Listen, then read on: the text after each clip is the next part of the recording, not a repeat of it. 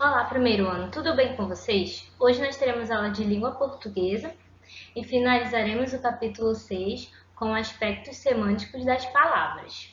Então vamos lá. Bom, vocês vão perceber que existem várias palavras que possuem formas e significados diferentes, certo? De acordo com o contexto e da forma que eu as utilizo. Isso faz parte dos aspectos semânticos das palavras. E vocês vão perceber que para cada situação, existe uma classificação diferente. A primeira delas é a polissemia. E o que é a polissemia? É uma palavra que ela possui mais de um significado. Eu posso utilizar ela tanto para me referir a uma coisa ou outra que possui sentidos totalmente diferentes, distantes, certo? Exemplo, aí na página de vocês, na página 11 do livro de vocês, tenho dois exemplos. Vocês têm dois exemplos. O primeiro é a palavra manga. A palavra manga pode se referir tanto à fruta quanto à parte da camisa, certo? E como eu vou saber a diferença de que aquela pessoa, de que o emissor, certo, em um diálogo, ele está se referindo à fruta ou à parte da camisa? Através do contexto da situação em que está sendo dita aquela palavra, certo? Então, eu consigo fazer a diferença através do contexto. Se eu estou conversando com uma pessoa e estamos falando com relação a frutas e eu cito manga, eu estou falando então da fruta. Mas se eu estou conversando em um contexto totalmente diferente e que se refere a roupas e eu cito manga, eu estou me referindo ao que? A parte da camisa, certo? Então, eu consigo diferenciar o sentido daquela palavra de acordo com o contexto, certo?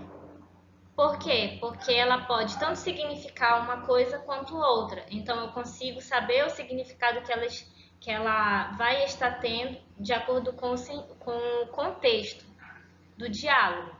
Outro exemplo, banco que pode significar tanto para móvel quanto para instituição financeira, certo? Então, dependendo da situação em que as pessoas se encontram em um diálogo, ou elas vão estar se referindo ao banco móvel ou para a instituição financeira. Outro exemplo é ponto. Eu posso falar ponto me referindo ao ponto de ônibus ou ponto me referindo à pontuação, certo? Ao ponto.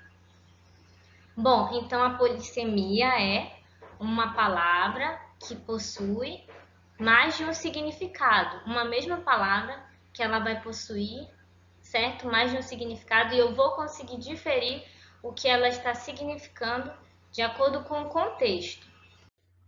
E temos também a homonímia, certo?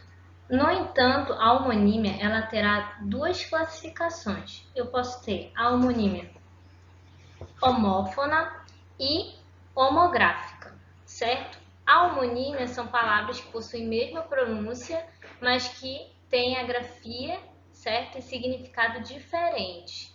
Eu chamo, nesse caso, homonímia homófona. Por quê? Porque elas possuem a mesma pronúncia, mas vão ser diferentes na grafia, ou seja, na escrita e no significado. E eu digo que ocorre homonímia homográfica quando elas possuem a mesma grafia, certo?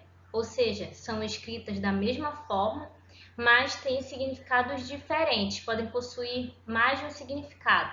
Vamos lá, exemplo de homonímia homófona. Ônibus tem assento? Acento depende da hora que você pega ele. No primeiro quadrinho, a Mônica está se referindo à acentuação, ou seja, da palavra ônibus, se ônibus leva acento, no caso, acento gráfico. No outro quadrinho, o Cascão está se referindo a acento lugar e não a acento gráfico, de pontuação, certo? Então, isso seria homonímia homófona, por quê? São palavras diferentes, que possuem significados diferentes, são escritas de forma diferente, ou seja, grafia diferente, mas quando eu pronuncio, elas são pronunciadas da mesma forma, certo? Então, a homonímia aqui ela ocorre na fala. Na homonímia homográfica, ou seja, homo igual, elas são escritas igualmente, mas terá mais de um significado e serão o quê? Pronunciadas de forma diferente. Vamos ver alguns exemplos que o livro dá, primeiro de homonímia homófona. Coser, se referindo a costurar e grafado com S, e cozer, se referindo a cozinhar e grafado com Z. Temos aqui duas palavras diferentes que são grafadas de forma diferente e têm significados diferentes, mas quando eu pronuncio, elas são pronunciadas da mesma forma. Então, eu vou conseguir diferir os significados delas através do contexto, certo? Eu sei que se trata da costura com relação ao contexto e eu sei que se trata de cozinhar por causa do contexto da situação também, situação do diálogo, certo? Outro exemplo, sessão, sessão e sessão. Eu tenho o primeiro exemplo, sessão grafado com SS, que se refere à reunião. Sessão grafado com cedilha, que significa divisão. E tenho sessão grafado com C e SS, que significa empréstimo, renúncia. Então, eu tenho três formas de sessão. São pronunciados da mesma forma, mas são grafados de forma diferente e têm significados diferentes. E temos o exemplo de homonímia homográfica, ele e ele, que são grafados da mesma forma, mas um se refere à letra do alfabeto, o L, e o outro se refere ao pronome ele, certo? Então, aqui ocorre o quê? Na grafia, são grafados da mesma forma, mas tem mais de um significado. Pode se referir tanto à letra do alfabeto quanto ao pronome, mas ocorre também a diferença na pronúncia, certo? Eu pronuncio ele e L, fechado e aberto. Ele, fechado, o som do E sai fechado. L, o som do E sai aberto, certo? Vamos ler o que o livro diz com relação à diferença de polissemia e homonímia, certo? Então vamos lá. A polissemia é um fenômeno comum nas línguas naturais. São raras as palavras que não a apresentam. Diferente da homonímia por ser a mesma palavra e não palavras com origens diferentes que convergiram foneticamente. As causas da polissemia são os usos figurados por metáfora ou metonímia, por extensão de sentido, analogia, etc. Segundo, empréstimo de acepção que a palavra tem em outra língua. Ou seja, na polissemia, eu terei o que? A utilização da palavra em um sentido figurado, como em manga. Eu empresto a palavra manga, certo? Que se refere à fruta para se referir o que? A manga da camisa, certo? Então, eu uso a palavra no sentido figurado e não literal. Então, dessa forma, eu consigo fazer a diferença entre polissemia e homonímia, certo? Temos também a sinonímia. A sinonímia, ela ocorre através do quê? De palavras que possuem significados semelhantes, certo? São significados próximos. E essas palavras elas podem ser substituídas sem causar um sentido diferente na oração. A oração ela não terá prejuízo de sentido. Então, quando eu consigo substituir uma palavra por outra sem prejuízo de sentido, eu digo que ocorreu sinonímia, ou seja, essas palavras elas são sinônimas. E existem três formas de sinonímia: a regional, formalidade da situação e questões de ordem técnica. Na regional, eu me refiro a palavras que diferem do significado dicionarizado em regiões brasileiras, por exemplo. Como isso acontece? Vamos ler na página 13 o que o livro diz. No Brasil, e portanto na língua portuguesa falada aqui, ou seja, no Brasil, certo? Não está se referindo à língua portuguesa de Portugal, mas no Brasil. Há muitas diferenças entre os termos utilizados para se referir aos mesmos objetos ou expressar as mesmas sensações nas diversas regiões do país. Por exemplo, prenda, de modo geral, é um objeto de troca, um presente, uma dádiva, uma oferta. Mas, para os gaúchos, é uma das palavras possíveis para se referir a uma mulher. Então, quando eu digo que existe sinonímia regional, quer dizer que é uma palavra que ela possui, ela pode ser substituída em uma região para significar uma outra palavra. No caso, prenda, para os gaúchos, pode significar mulher. Então, você pode falar uma prenda ou uma mulher, certo? Sem prejuízo de sentido. E isso para os gaúchos, certo? Então, quando eu digo sinonímia regional, me refiro a isso. Com relação à região, há uma palavra que ela tem um significado naquela região. Formalidade da situação. São palavras escolhidas de acordo com o contexto. Então, nesse caso, de acordo com a situação da fala, eu vou ter palavras sinônimas para utilizá-la, certo? O livro traz uma situação em que eu consigo perceber de maneira mais clara isso.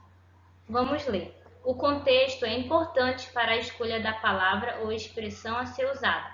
Por exemplo, a expressão pagar mico pode ser empregada em uma conversa entre amigos, mas em uma situação formal, como para fazer um discurso oficial de formatura, é mais adequada sua substituição por outro sinônimo.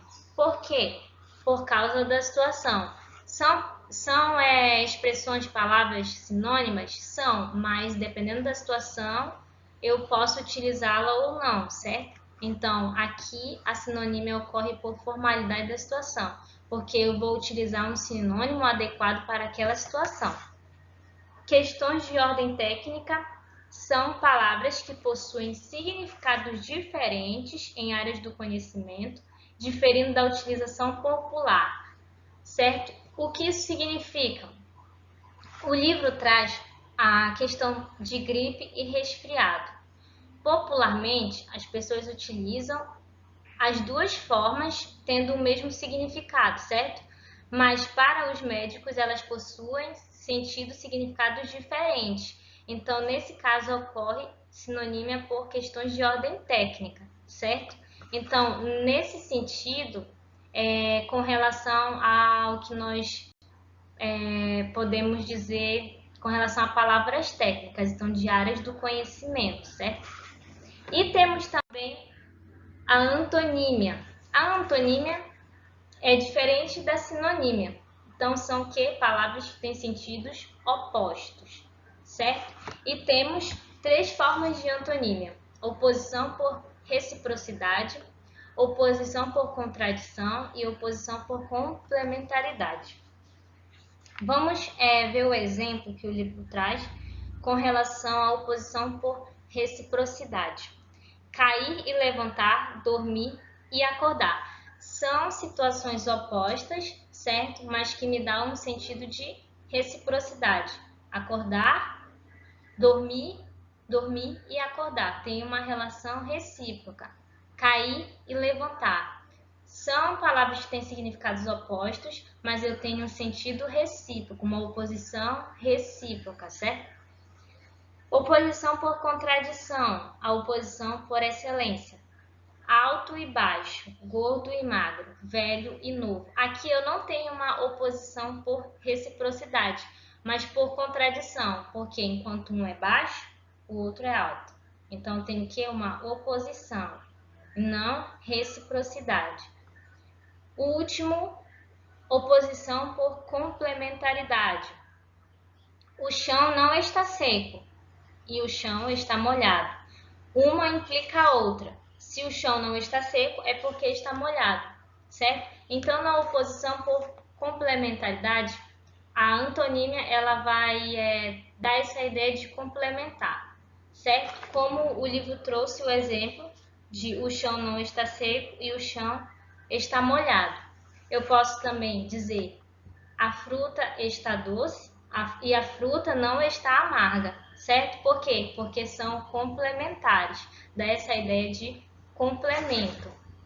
Bom, e para exercitarmos o que acabamos de estudar sobre os aspectos semânticos das palavras, proponho a vocês as atividades do livro, da página 14 a 22. É isso e até a próxima aula!